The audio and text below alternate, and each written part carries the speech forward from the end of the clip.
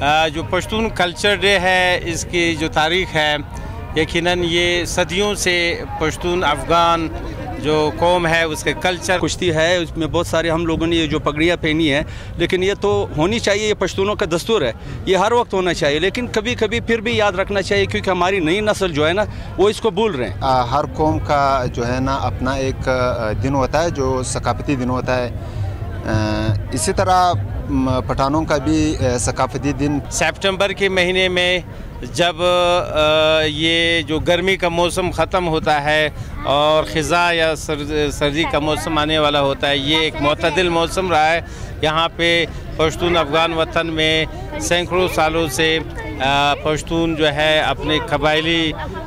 جو کلچر ہے اس کے ڈریس بھی ہم سندھی اجرک پہنتے ہیں، حالانکہ وہ ہمارے ملک کا ہے، اسی کا ہے، لیکن وہ اجرک کو میں خود عورتوں کا دوپٹہ کہوں گا، لال رنگ میں، سرخ رنگ میں، تو میں اپنے پشتون بھائیوں سے یہ کہوں گا کہ خپل سپین پٹو رو اچوئی خڑو اچوئی داسر دشوز ٹکریان پھر رو ما اچوئی۔ وہ اپنے کلچر کو نمایاں کرنا چاہتے ہیں، اس کا مقصد پشتون قوم ابھی زندہ ہے اور ان کے جو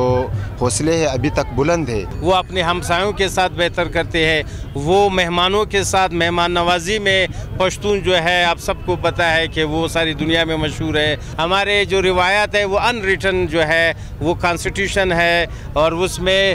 پشتون ولی جو ہے پتہ ہے کہ کسی نے اگر محلے میں، گاؤں میں، شہر میں یہ غلط کام کیا اس کی سزا کا، اور اچھا کام کیا اس کی جزا کا ہمارے پشتون کلچر ہے۔ اب سندھیوں کا اپنا کلچر ہے، وہ بہت خوبصورت ہے، بلوچوں کا اپنا کلچر ہے، ہمارے پشتونوں کا افغانستان سے لے کر یہاں تک لروبر جتنے پشتون ہیں ان کا یہ کلچر ہے۔